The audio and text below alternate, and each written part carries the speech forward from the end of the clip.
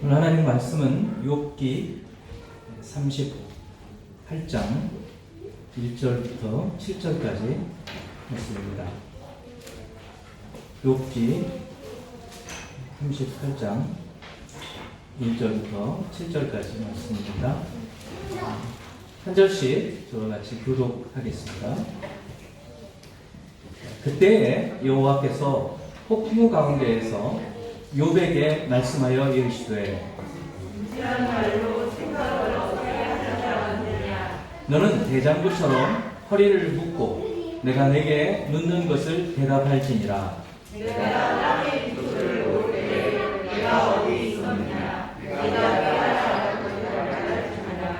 누가 그것의 도량법을 정하였는지 누가 그 줄을 그것을 위에 띄웠는지 내가 아느냐.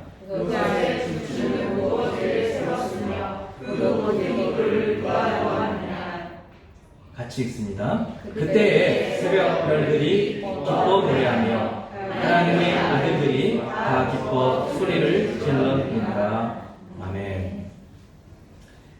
1986년이니까 벌써 34년 전 이야기입니다. 제가 저의 모교회 청년회 회장으로 있었을 때 지금은 모두 목회를 하고 있는 후배 2명과 함께 청평 현리에 있는 교회 수양관에 여름 수련회 답사를 갔을 때입니다. 수양관은 깊은 숲속에 있었습니다. 물론 지금도 있습니다. 낮에 준비를 다 마치고 넓은 다락에 숙소를 정하고 세 사람이 잠자리에 들었습니다. 갑자기 밤중에 너무나 큰 천둥 번개 소리에 잠에서 깨었습니다. 얼마나 뇌성이 요란하게 울리고 무섭든지 그 소리에도 깨지 않고 계속 자고 있는 두 친구가 놀랍고 야속하더군요. 깜깜한 밤중인데 유리창 밖을 내다보니 번쩍하는 번개 불빛에 칠흑같이 어두운 숲과 길과 쏟아지는 폭우가 훤히 다 보이는 것입니다. 개미가 기어가는 것까지도 보일 정도로 그 빛이 환했습니다. 마침 그 당시 설교 시간에 제가 들었던 이야기가 하나 있었는데 종교개혁의 도화선에 불을 붙인 마르틴 루터가 친구와 함께 숲길을 걷다가 폭풍우를 만났는데 앞에 가던 친구가 벼락에 맞아서 바로 즉사하는 그런 경험을 하고 하나님이 얼마나 두려우신 분인지 깨달았다는 이야기입니다. 그 밤중에 잠에서 깨어서 그 이야기가 떠올라 도저히 잠을 잘 수가 없었습니다. 두 친구들한테는 미안하지만 수양관 건물에 벼락을 치면 다락이 높은 곳에 있으니까 그 자리에 있으면 죽을 것 같아가지고 저만 조심 계단을 내려갔습니다. 그리고 밖으로 열려있는 문을 열었는데 번쩍 하더니 1초가 채 되지 않아서 꽝 하는 소리가 나면서 20m쯤 앞에 있는 나무에 흰 연기가 나면서 가지가 부러지는 겁니다. 나무가 벼락에 맞은 거예요. 실화입니다.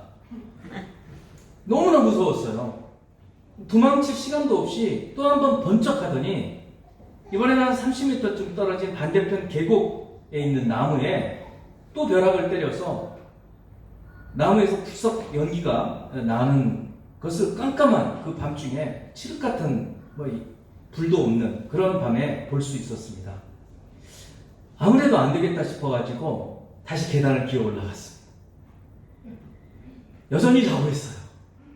친구들 베드로가 되었고 다락방에 기어 올라가서 기도하기 시작했습니다.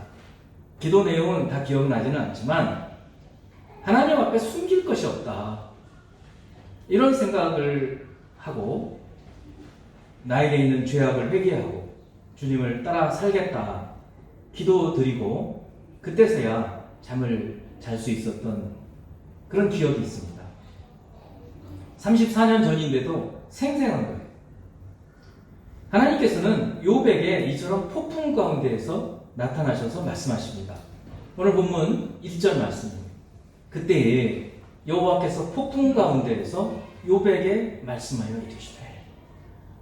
여러분 제 이야기를 좀 들어보니까 오늘 이 본문에 폭풍우라는 말이 갑자기 좀 이렇게 생동감 있게 들리지 않습니까? 실감 있게 말이죠. 어느 때에는요 사람의 말이 필요가 없습니다. 사람의 설득보다 천둥 번개 한 방이면 끝납니다.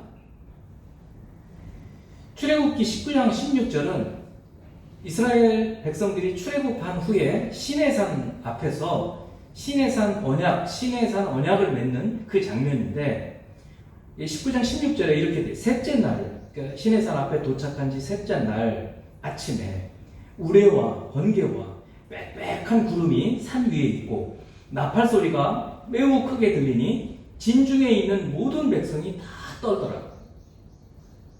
홍해가 갈라지는 체험, 시내산 위에서 우레와 번개와 나팔 소리에 이스라엘 백성들은 하나님의 그 임재하심, 우리를 찾아오십니다. 그러나 꼭 오늘 말씀드린 폭풍우, 천둥, 번개 이런 것으로만 임하시지는 않습니다. 사람의 전도를 통해서도 하나님은 우리를 찾아오십니다. 요한복음 1장 40절에서 42절을 보면 요한의 말을 듣고 이 요한은 세례 요한입니다. 예수를 따르는 두 사람 중 하나, 세례 요한의 제자들 중에 두 사람이 예수님의 제자가 되는 거예요. 근데 그 중에 하나가 누구냐면 안드레예요. 시몬 베드로의 형제 안드레라. 그가 먼저 자기의 형이죠. 시몬을 찾아 말하되 우리가 메시아를 만났다 하고 전도를 한 거예요. 그래서 데리고 예수께로 오니 예수께서 그 시몬 베드로를 보시고 네가 요한의 아들 시몬이니 장차 게바는 베드로라 뜻이에요. 이렇게 사람을 통해서 예수님을 만나게 되는, 또 말할 수 없는 어려움으로 짓눌려서 도저히 이제는 항복 두 손 두 발 다 들고 찾아오기를 주님이 기다리시기도 해요. 사도행전 9장 보면 사울이 바울이 되기 전에 예수 믿는 사람을 핍박하기 위해서 예루살렘에서 지금 시리아의 다마스커스까지 추격해서 가고 있습니다. 바로 그때 사울이 길을 가다가 다메섹에 가까이 이르렀는데 갑자기 하늘로부터 빛이 그를 둘러 비추는 겁니다. 그래서 땅에 엎드려 버리게 된 거예요. 그리고는 눈이 안 보이게 돼요. 근데 소리가 들리는 겁니다. 사울아, 사울아, 네 어찌하여 나를 박해하느냐? 하고 목소리가 들리는 이 질문 소리를 듣는 거예요. 사울이 누군지 모르니까 누구십니까? 주여 누구십니까? 대답을 나는 네가 박해하는 예수다. 이렇게 예수님이 찾아오시는 거예요. 그렇게 완악하고 예수 믿는 사람을 잡아 죽이던 이 사울이 바울이 되는 그런 순간입니다. 그런가 하면 말이죠. 갑자기 마음에 나 오늘 교회 좀 가볼까? 이런 마음이 들게 하심으로 주님을 만나기도 하십니다. 누가복음 19장을 보면 삭개오 이야기가 나옵니다. 예수께서 여리고로 들어가 지나가시더라. 삭개오라 이름하는 자가 있으니 세리장이요 또한 부자라. 그가 예수께서 어떠한 사람인가 하여 보고자 하되 가서 구경 좀 하자 이런 마음이죠.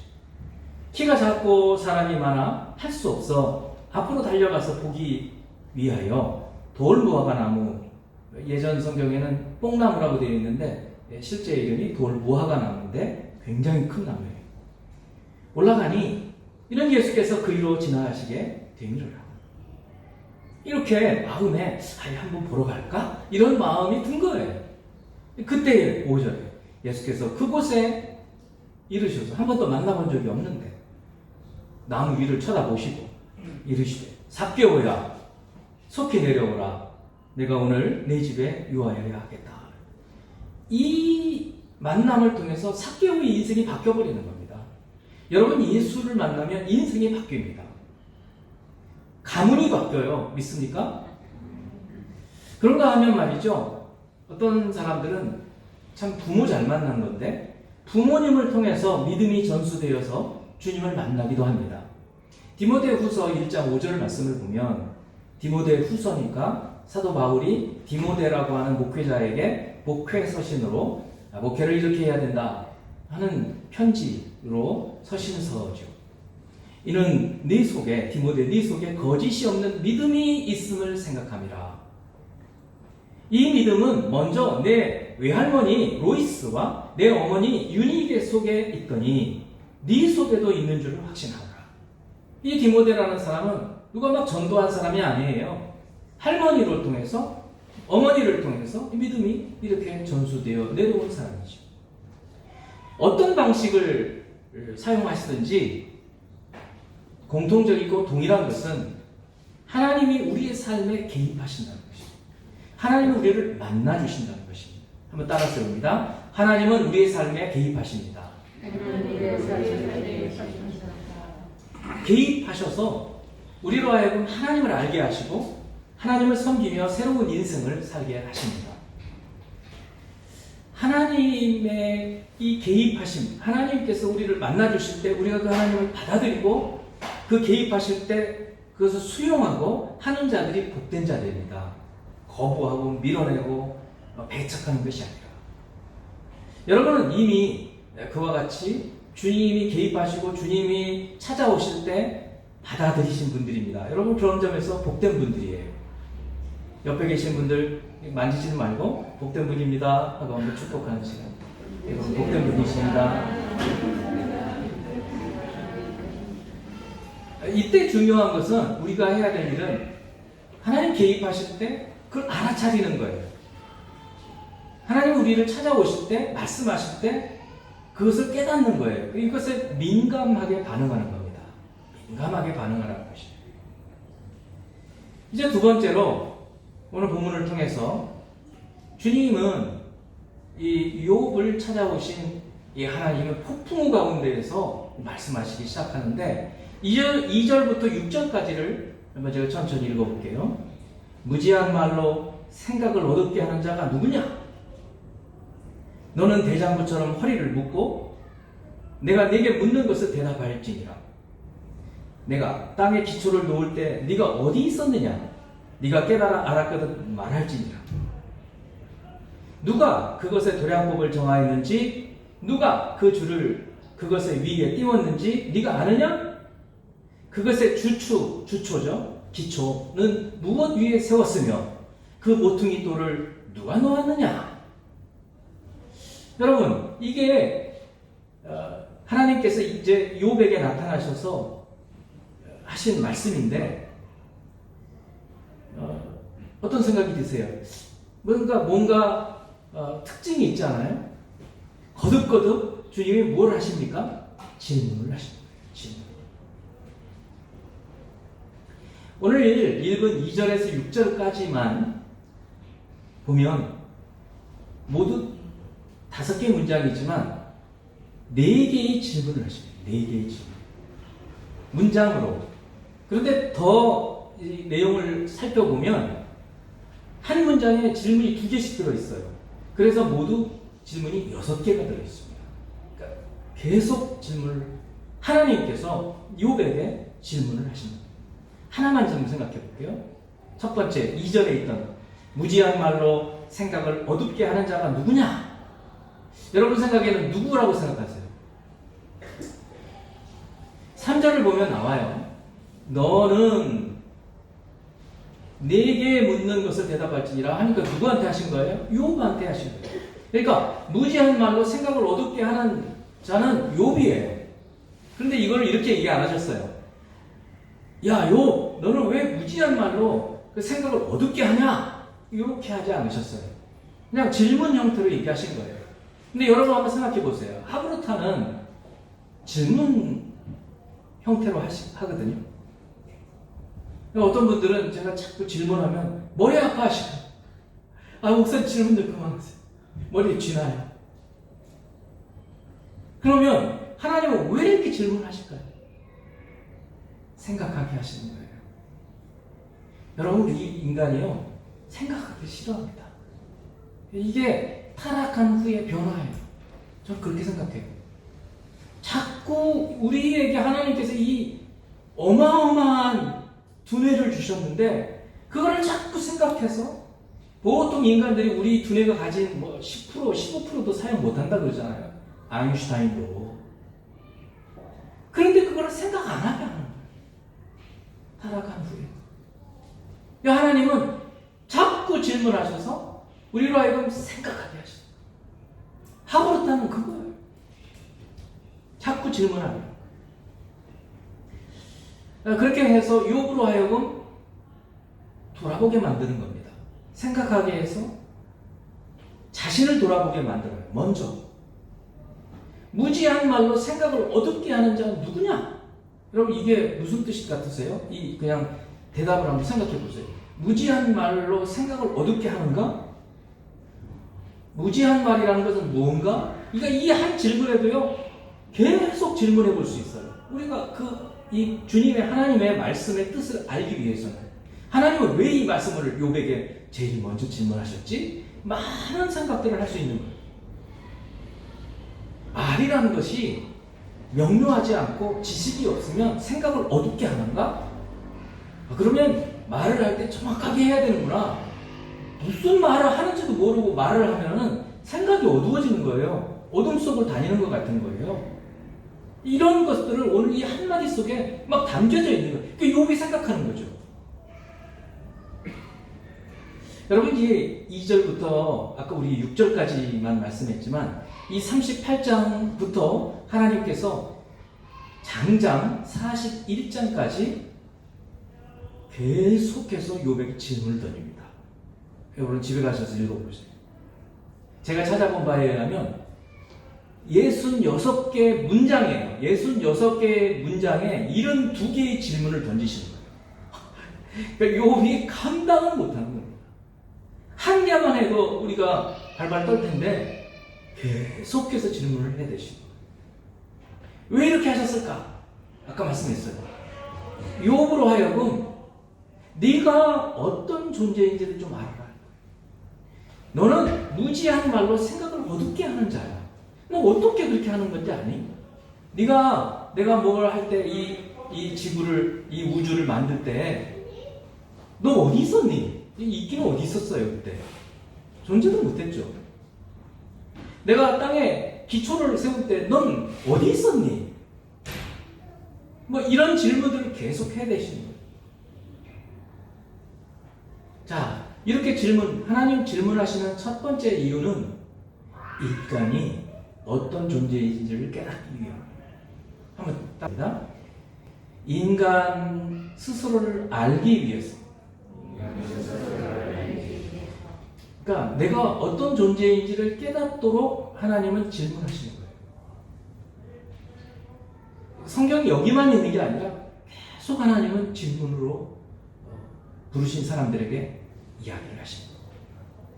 이 질문을 통해서 욥은 결국 깨닫게 되는데 뭘 깨닫게 되느냐면 자신이 무지하다는 것을 깨달아요. 내가 아는 게 없구나.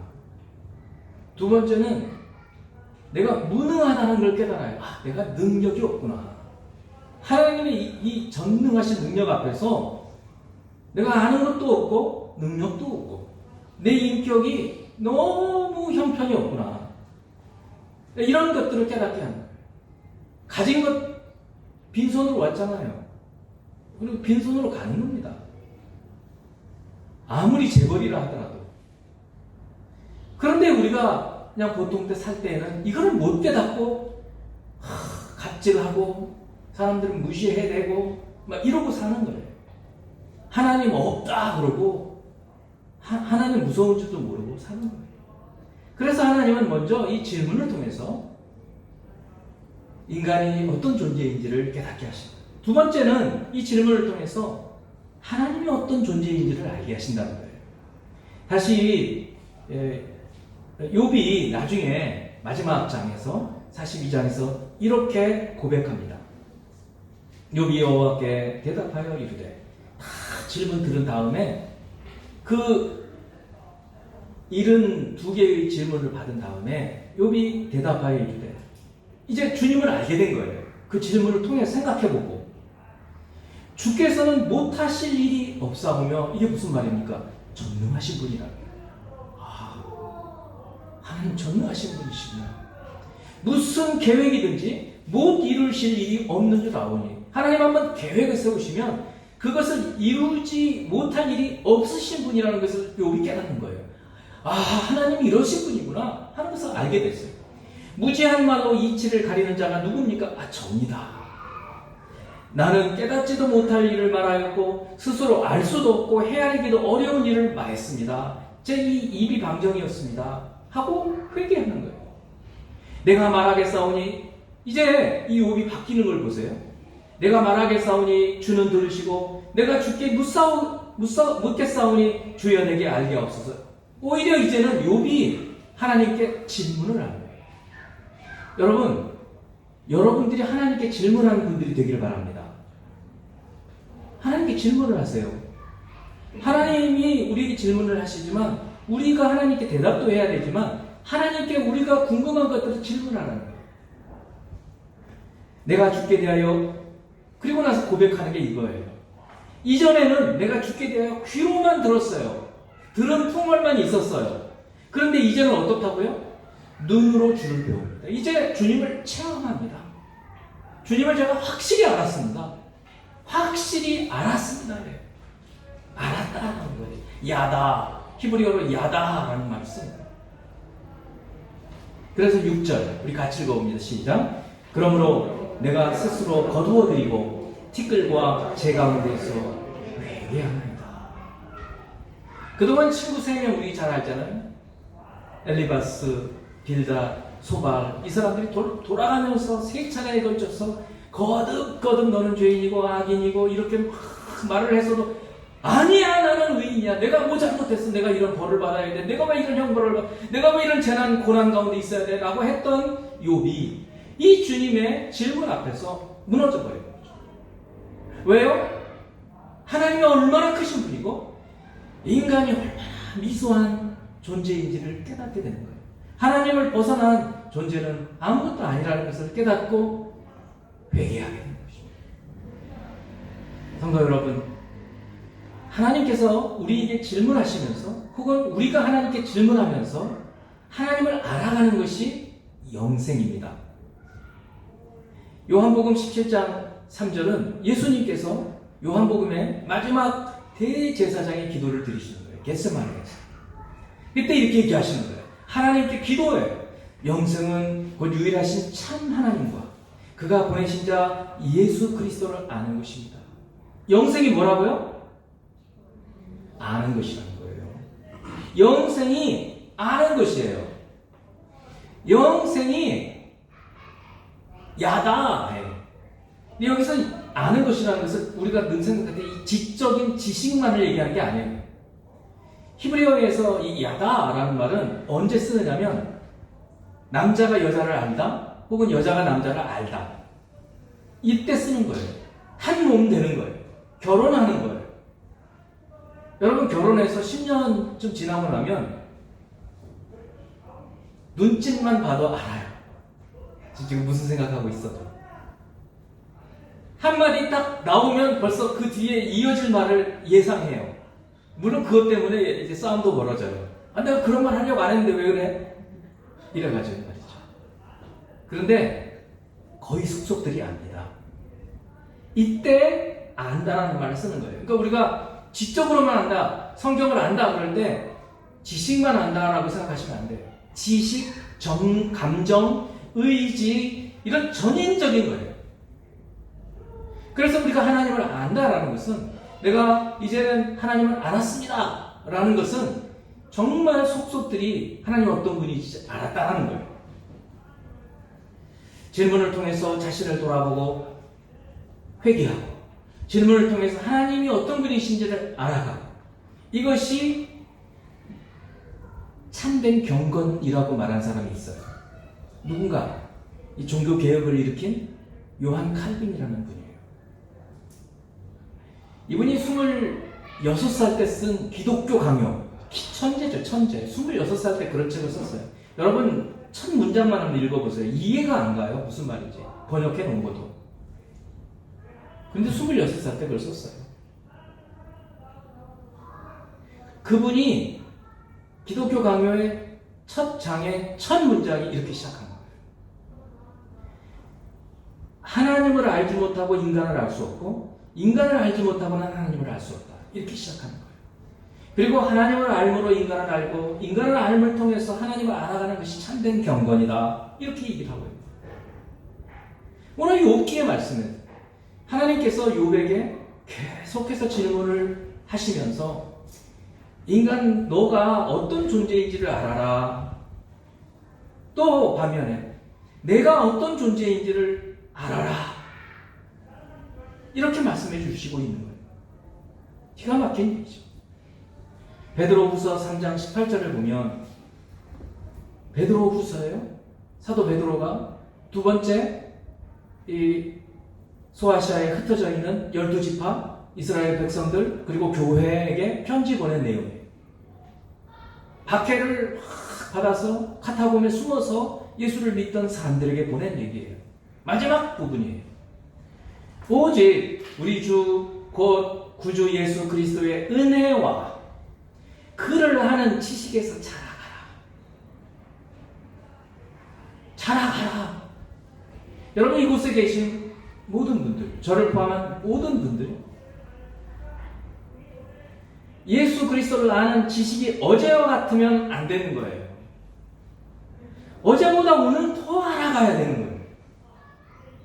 성장하고 성숙해가는 거예요. 제가 자신 있게 말씀을 드리지만 저는 똑같은 설교를 하지 않았어요. 계속해서 제가 말씀을 연구하고 저도 하나님을 알아가는 거예요. 알아간 만큼 여러분들께 말씀을 전하는 거예요. 그러니까 여러분들은 지금은 제 설교가 이제 어렵지 않게 들릴 수 있잖아요. 그러나 똑같은 얘기를 안 하니까 날마다 새로워지기는 하지만 조금 어렵게 느껴질 수는 있으시겠죠. 이것이 왜 그러는가? 오늘 이 말씀인 거예요. 날마다 우리 주 예수 구주 예수 그리스도를 아는 지식에서 자라가라는 거예요. 자라가라. 성장하고 성숙해라. 이거 주님 말씀이에요. 자, 그렇다면 이제 우리가 어떻게 살아야 할까요? 여러분이 이미 이제 말씀을 좀 들으면서 오늘 욥기의 말씀을 들으면서 또 다른 말씀들을 들으면서 깨달은 용기 있으셨어요. 이렇게 살아야겠구나. 그렇게 사시면 돼요. 그런데 저는 이제 이 말씀을 좀 정리하면서 세 가지만 좀 여러분께 정리해드리고 싶어요. 첫째는 이것도 사자성어로 민감 반응. 한번 따라하세요. 민감 반응. 민감하게 반응하라는 거예요. 언제요? 하나님께서 우리에게 개입하실 때.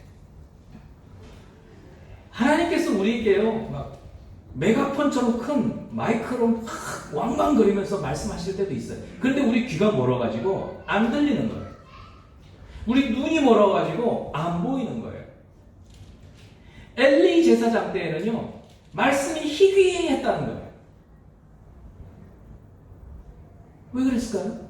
민감하지 않은 거예요. 하나님 말씀해 주시는지 아닌지 듣지를 못하는 거예요.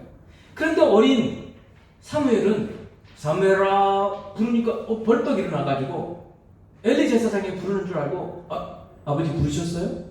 아니야. 가서 자라. 또 누워서 자려고 그러는데 사무엘아 또 가서 부르셨어요?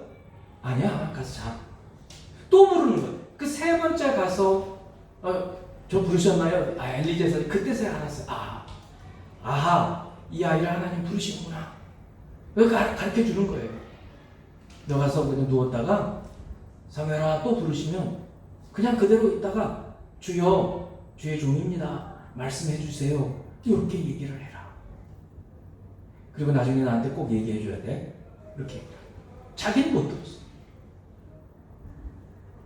여러분들께 주님이 대자연을 통해서 아니면 설교 말씀을 통해서 여러분이 묵상하는 요즘에 묵상 시편 하잖아요. 제가는 피땀 흘려서 말씀 전하고 있는 겁니다. 말씀 여러분 365 그 말씀은요 없는 거예요. 제가 그냥 참작하는 거예요. 근데 많은 것을 참작하죠. 너무너무 좋습니다. 이제 저희 아내는 그 녹음 좀 해서 하면 너무 좋겠어요. 근데 시간이 안 돼요. 여러분, 하루 동안 5시간 걸려요. 엉덩이가 막 아파요. 너무 좋은 거예요. 여러분, 시편 3편씩 읽어갑니다. 하루에. 그러니까 너무 짧아요. 소리 내서 낭독해보세요. 참 좋습니다. 그리고 읽어보세요. 제가 내린 어떤 개요나 아니면 질문 이런 것들을 읽어보세요. 하나님께서 말씀하시는 것에 귀를 기울이고 하나님께서 상황이나 상황들, 코로나 이런 것에 대해서도 우리는 굉장히 민감하게 반응할 수 있어요. 이 하나님 무슨 메시지일까? 인간의 탐욕을 억제시키는 것인가? 하여간 하나님께서 뭔가 말씀을 주실 때 우리는 민감하게 반응해야 한다는 것이죠. 두 번째는 주님이 오늘 이 욥에게만 질문하지 않으십니다.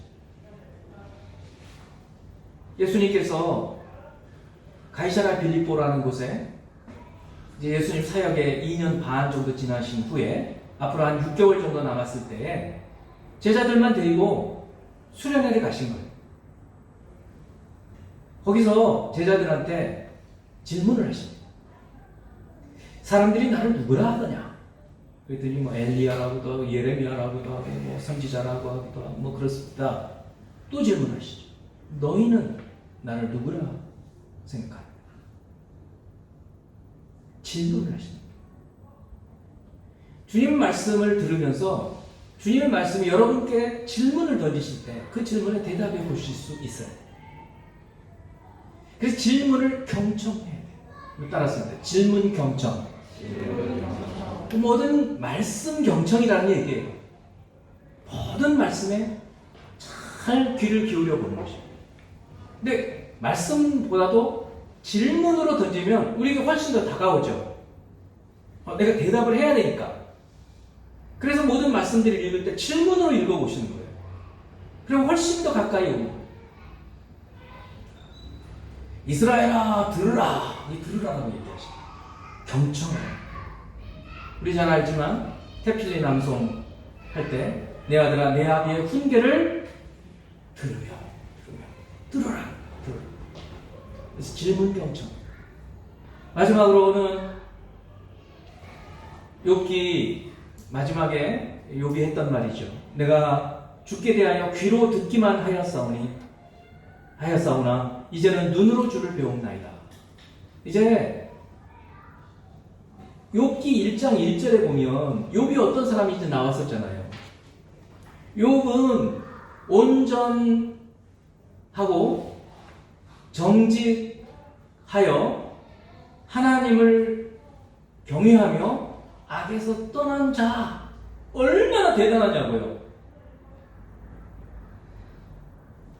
그런 사람이었어요. 욥이 더 성숙할 게 어디 있겠어요? 그런데 욥기 42장 오늘 이 5절 말씀을 보면 이제 주님을 귀로 듣는 정도가 아니라 눈으로 보였습니다.